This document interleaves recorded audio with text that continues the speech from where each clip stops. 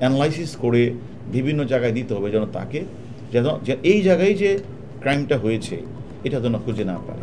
অনেকেই বলছেন দেশ ছেড়ে পালিয়েছে, কেউ বলছেন জনতার হাতে মার খেয়ে হাসপাতালে ভর্তি রয়েছে, আবার কেউ কেউ দাবি করছেন তিনি ঢাকার বাইরে কোথাও গা ঢাকা দিয়ে রয়েছেন।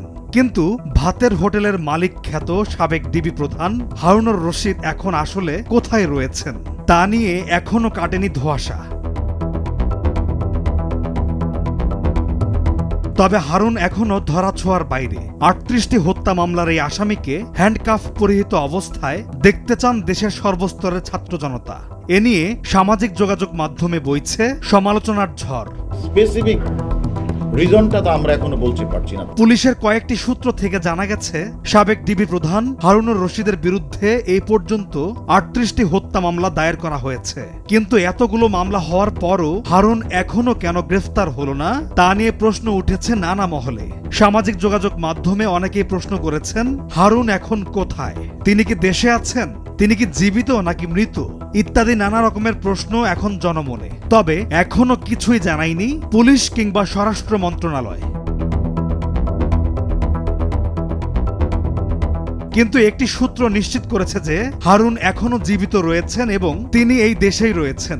সরকার পতনের পর দেশ ছেড়ে পালানোর চেষ্টা করেও ব্যর্থ হয়েছেন তিনি। তাই দেশেই এখন আত্মগোপনে রয়েছেন সাবেক ডিবি প্রধান হারুনুর রশিদ। ৫ আগস্টের পর একবার ব্যাপক মারধরের শিকার হন তিনি।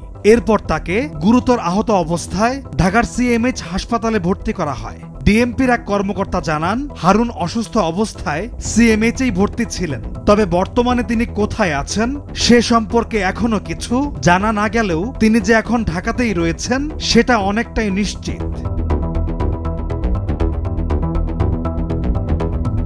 পুলিশের আরেকটি সূত্র জানায় গেল ৬ আগস্ট অফিসেও গিয়েছিলেন হারুন। তবে ৭ আগস্ট থেকে তার কোনো হদিশ পাওয়া যাচ্ছে না।